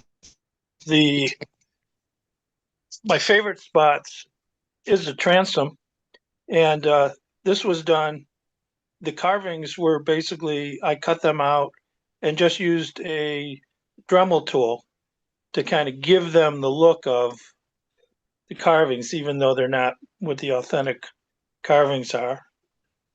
It looks great. Let's see. Some of the other parts made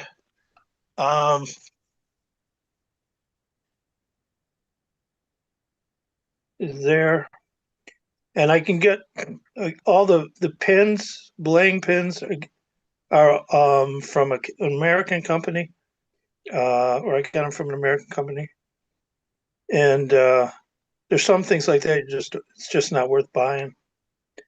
No, yeah. And then what they impressed me was when on the hatch cover here going down into the tween deck, if I didn't have that cover on, they literally put the planks on the tween deck, which don't show, but the guys did it. So that's what I've been working on, and hopefully get it done in a couple of months. And then what I'm going to do is right now I'm working on the designs for the cabinet, which I plan on making with some of the other people at Salem Maritime. Excellent. So that's on my bench. Been doing a few other projects, but I sent them out, so I can't really show them. I'm using my phone right now because my battery was dead on my tablet. But I've been doing these little HO scale dioramas of for a VW bus crate guy out in California, and he puts these little dioramas into let me get back to my face. No, there we go. He puts these dioramas into Coleman lanterns that he converts from gas to LED lights. And those have been fun. That's something that I'll show sometime. But anyway, so that's what's on my bench, and it's been there for a while. I average about 50 hours a month working on it at home. The rigging's the challenge half the time with that. It's you have to have a lot of patience. Yeah. Yeah. Yeah, it's only going to have 2 sails on it because that's what one guy made that's really good. So it'll have 2 sails. So I'm not rigging anything but those 2 sails. Well, Stu, we want to for talk. All that part, but I will have all the braces. Yep. I want to call you. We've got a big show this weekend. I'll call you Tuesday or Wednesday. Talk about getting you on as an interview and your company and everything else. Yeah. So fair enough. Sounds good. All right. Well, thank you for letting me show this. Any questions for Stu? He's a relative newcomer. He's only been on twice now, I think. Yeah. Just last week. Yeah. Yeah. It's great to see new people and new things. Yeah. Thank you, Stu. Anyone else have what's on your workbench? We've got a little time left. Hey, Tom, this is Phil. I wanted to share a couple of things. Yeah. And I'm actually going to do it by sharing a slide here first. Yeah. So this is modeling in a different way. So this is the club I'm part of. I showed, I think, a video of them a while back. We're an O scale club, have an O and an HO club at a fairgrounds. We start on Friday for 18 days of open fair. We'll have about 40,000 visitors, 40 to 45,000 visitors. One of the things we wanted was a setup track and the combination setup and programming track. So what we're doing is laying this out. So this is the control panel. And basically on the bottom right there is a power cab from NCE. You can use that for programming. So that'll run either as a regular mainline track or a programming track. And then there's a ramp meter. And the way this is set up is if you switch that switch to the layout, the track is powered all the way. The full length of the track is powered by the layout power, and the turnout can be switched in or out of this track. So you can use this track to set a train up, bring your stuff in. It's an easy place to get to lay your train out. and then you can just throw the switch manual and run it out onto the layout if you want to run your train during a show. What we've done is when you switch it to programming, we actually are using 4 relays. One relay powers up the power cab, so the power cab is not powered up when you're on the layout track operation. A second relay flips the power to the part of the track that is being used for programming from the normal track, from the normal layout power to the power from this programming location. A third relay cuts off about a 2-foot block of track and removes the power that's between the programming track and the turnout. And then the third relay actually locks the turnout out. So when you're in the programming mode, you can't throw the turnout to go into the programming track. So it's kind of an interesting thing. And this is, by the way, a 3D printed, filament printed control panel to do that, and the things mount into. So kind of an interesting, not on my workbench any longer. It's installed. I didn't take a picture of it. It's all operational now. If there's interest, I can do a diagram at some point and talk about how that's set up. For a real workbench perspective, I'm building cars, and this is a ON30 model of a 3-foot beat car. These cars were actually built by Carter Brothers. They were used on the Paro Valley and Consolidated Railroad into the 20s to move beets to the beet processing plant. This is down in the Monterey to Santa Cruz area in California on the coast. So this is, you can see that it's all assembled, but the brass wire needs to be painted. The parts were all painted off of it. So this is a little side view of it. It's a Carter car. It's got tie rods for the car and tie rods for the bolsters. It's got the spreaders inside. The spreaders actually have weights in them. So the car is weighted out to proper weight for what I do is somewhere between the ON3 and HO size for this length car. All the parts are 3D printed except for the deck. I have to build about 12 of these cars, so I didn't want to scratch build them. And I did take a little picture. So these are the different parts that goes into it. They're actually 3D and 3D printed as filament prints. So it's kind of an interesting project I'm going on. The nice thing about this is that you can use I can use the frame here to build 5 of the 6 required scratch built cars. So I'm going to use the same frame. There's actually a really interesting weed burner they had that kind of is a tank car modified into a weed burner, and then built a box car and a stock car out of that. And the last thing I want to just talk about, which is just an interesting thing, as you guys know, I ended up doing these light picks. These are for when you operate, so that you can have a. I didn't spotlight me, did I? You can actually have a light where you do your uncoupling. The upper one is the one we did originally, which has 2 batteries in it. We're now doing the lower one, which actually has only 1 battery, and it's quite a bit smaller. So it's really great. I mean, this is if you operate, it's a really great way to be able to see the coupler and not operate. So that's kind of what's on my workbench these days.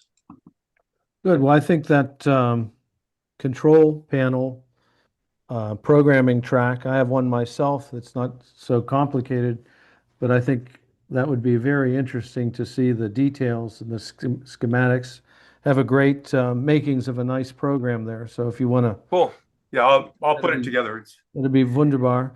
We have time for at least one more what's on your workbench. Anybody out there in Zoom land? I got one. Yeah. Okay.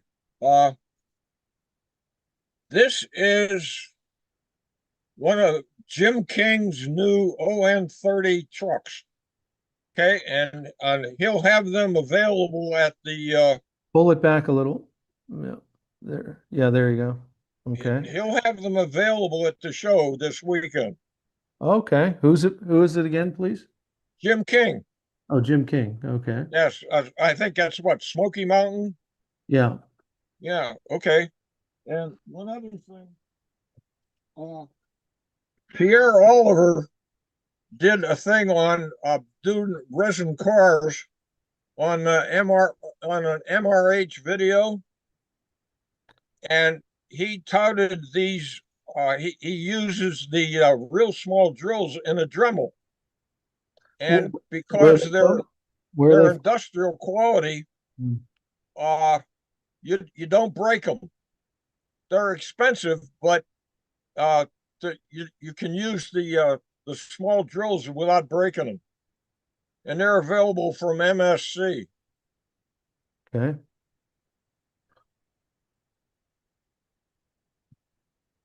That's I want to point out that it was Bud's idea that we do the segment tonight.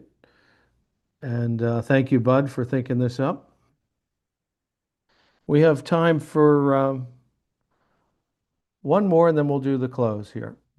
Hey, Tom, this is Jeff Jordan. On the theme of modeling using inexpensive materials, one of the things I have on my workbench right now is a wood structure. I'm entirely scratch building, and it's going to be sheathed entirely in coffee stirrers. I'm going to need over 300 boards to sheath the thing. And I figured out in coffee stirrers, that's about $3. And I really like the coffee stirrers. They take Hunterline stain very well. It brings out their grain. It gives you a variety of colors. And so I'm doing a mine structure, which are frequently sheathed in unpainted wood.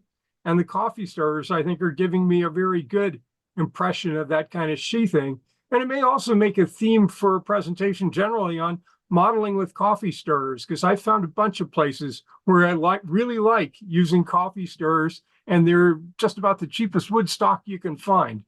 We'll take photos, and I know you know how to do a presentation, and we're always starved for good presentations. Maybe we can book you for a presentation in the next week or two. How would that be on coffee? Okay, yeah, definitely could do something on coffee stirrers. Show us your product. The structure will not be finished yet. It takes quite a while to glue on 300 coffee stirrers.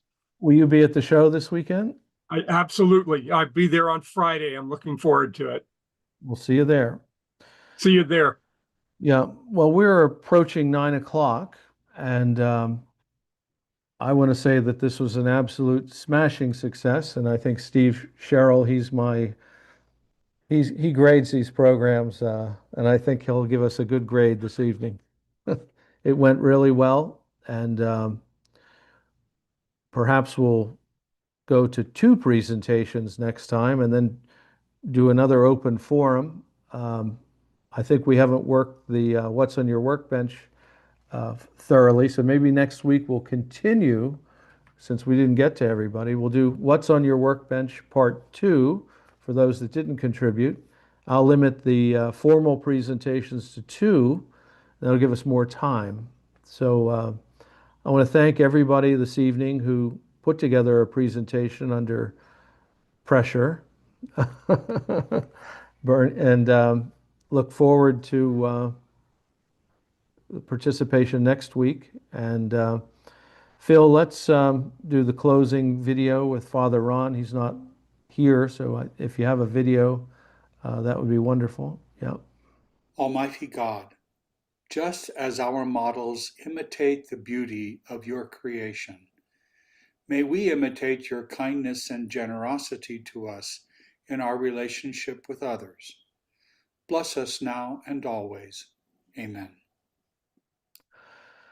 I want to point out that Father Ron is a fantastic modeler and has contributed greatly to the show, and I'm going to get him on to do some modeling again. He's really quite the modeler.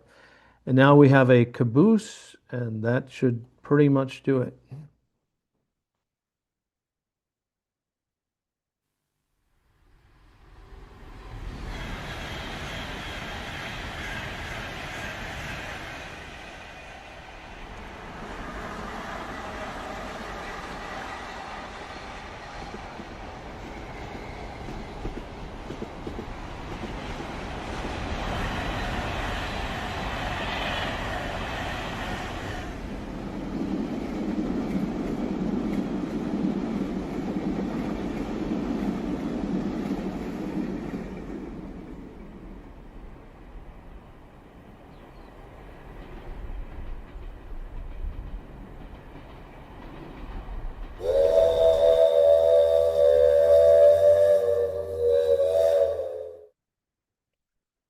Well, that concludes this evening's show. I want to thank, again, the presenters. I want to thank the executive producers, Phil, Edholm, and Earl, and everybody that put together a presentation and participated in the open forum.